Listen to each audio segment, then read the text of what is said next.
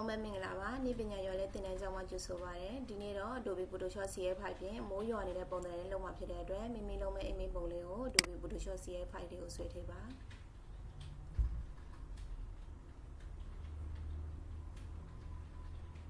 ပုံပွင့်လာပြီဆိုရင်တော့ crop tool လေးနဲ့ size ချုပ်ပေးရမှာဖြစ်ပါတယ် width နဲ့ height မှာတော့လိုချင်တဲ့ size ကိုရိုက်ထည့်ပါ resolution ကတော့300ဖြစ်ရမယ်เนาะပြီးစေရင် crop tool လေးနဲ့ size ချုပ်ပေးလိုက်မယ်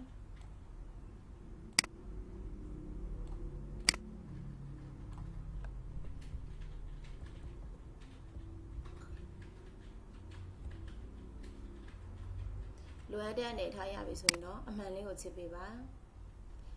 ဒီမှာလောအောင်20နှိပ်ပြီးတော့ okay ကိုနှိပ်ပေးလိုက်ပါအခုမိုးရွာနေတဲ့ပုံစံလေးလုံးမှာဖြစ်တဲ့အတွက်ပုံကအရင်လင်းနေလို့ရှိရင်တော့မလိုက်ဖက်ဘူးပေါ့နော်အိမ်မဲတွေကိုတော့မယ် adjustment တွေက level နဲ့အမောင်ဘက်ကိုနည်းနည်းချပေးလိုက်ဒီလောက်နေထားလောက်ထားပေးလိုက်မယ် okay ကိုနှိပ်ပေးပါပြီးရင် create new layer ကိုတစ်ဆက်နှိပ်ပါ layer တစ်ခုယူလိုက်မယ် foreground မှာအနက်ရောင်လေးရွေးပေးထားမှာဖြစ်ပါတယ် paint bucket tool ကိုယူပြီးတော့ပုံပေါ်မှာ clip တစ်ဆက်ဖိလိုက်ပါ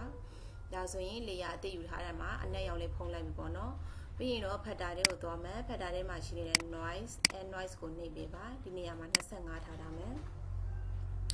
ဒီမှာတော့ Gaussian မှာဒီမှာအမှတ်ထည့်ပေးပါဒီနေရာလေးမှာဒီအပေါ်မှာရောက်နေလို့ရှိရင်တော့ဒီအောက်ကိုရွေးပေးရမှာဖြစ်ပါတယ် Gaussian မှာအမှတ်ထည့်ပေးရမယ်ဒီမှာအမှတ်ထည့် okay ကိုနှိပ်ပေးပါ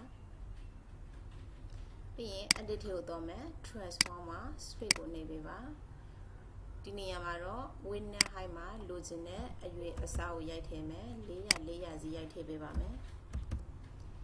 ပြီးရင်အမှန်လေးကိုချစ်ပေးပါခဏလေးစောင့်အောင်မှာဖြစ်ပါတယ်ပြီးရင်တော့ဒီ layer ပေါ်မှာပဲ right click ထောက်မယ် carpet to smart object ကိုနှိပ်ပေးပါခဏလေးစောင့်ပေးရမှာဖြစ်ပါတယ်ရပြီဆိုရင်တော့ဒီ layer box เนาะဒီမှာ normal ဆိုတဲ့နေရာမှာဒီ banner scope bar လေးကိုတစ်ဆက်နှိပ်เนาะပြီးရင် screen ကိုရွေးပေးရမှာဖြစ်ပါတယ်ဒါဆိုရင်ဒီနေရာမှာပေါ့เนาะဒီလိုပုံစံလေးဖြစ်လိုက်ပေါ့ပြီးရင်တော့ factor လေးကိုထပ်သွားမှာဖြစ်ပါတယ် blur ကိုတော့ပါ blur ထဲမှာရှိနေတဲ့ဒီ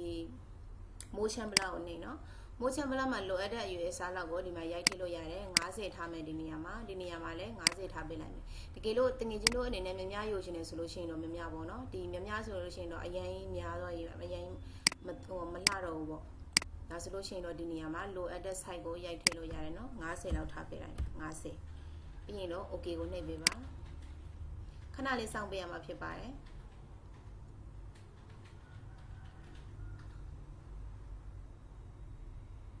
သူပြီးတဲ့အထိခဏလေးစောင့်ပေးနော်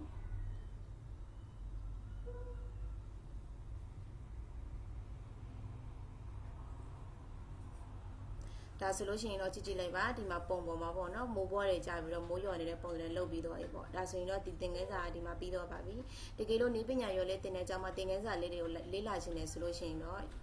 YouTube မှာဝင်ပြီးတော့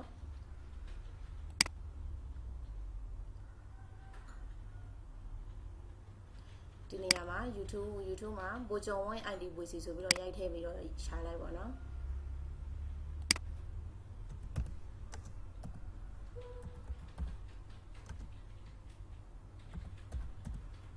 ဒီမှာနော်ဘိုဂျုံဝင်း IDBC ဆိုပြီးတော့ရေးပြီးတော့ရှာလိုက်ရှာရင်တော့ဒီလိုမျိုးပေါ်လာလိမ့်မယ်နော်ဒီလိုမျိုးပေါ်လာရင်ဆိုလို့ရှိရင်တော့ဒီနေရာမှာ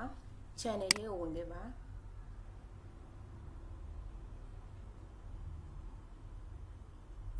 ပြီးရင်တော့ playlist ကိုထပ်ဝင်လိုက်နော် playlist ကိုထပ်နေပြီဒီမှာဆိုလို့ရှိရင်သင်ခန်းစာတွေဒီမှာ Photoshop lesson by နုံဒီမှာဆိုရင်ဒီမှာ Photoshop နေရာဆို Photoshop မှာတင်ထားတယ်EE ဆို AE ပေါ့ Adobe Illustrator ဆို Adobe Illustrator CSS နဲ့ပတ်သက်တဲ့သင်ခန်းစာလေးတွေပေါ့နော်ဒီနေရာမှာအကုန်လုံးလေ့လာလို့ရပါတယ်တကယ်ချင်းတို့အနေနဲ့လေ့လာချင်တယ်ဆိုလို့ရှိရင်တော့ YouTube ပေါ်မှာဘိုဂျုံဝင်း IDBC ဆိုပြီးတော့ရိုက်ထည့်ပြီးတော့သင်ခန်းစာတွေကိုအကုန်လုံးလေ့လာလို့ရပါတယ်လေ့လာချင်တဲ့တကယ်ချင်းတွေ subscribe လုပ်ပေးဖို့လေးတောင်းဆိုပါတယ်ဒါဆိုလို့ရှိရင်တော့တကယ်ချင်းတို့လိုက်လို့အကုန်လုံးအဆင်ပြေမယ်လို့မျှော်လင့်ပါတယ်အားလုံးကိုကျေးဇူးတင်ပါတယ်နော်ဒီသင်ခန်းစာတွေကိုလည်းဒီအထက်မှာအခြေခံကနေအစာလိုအပ်တဲ့အထိအကုန်လုံးသင်ခန်းစာတွေကိုအကုန်လုံးတင်ထားပေးပါတယ်ဒီဘိုဂျုံဝင်း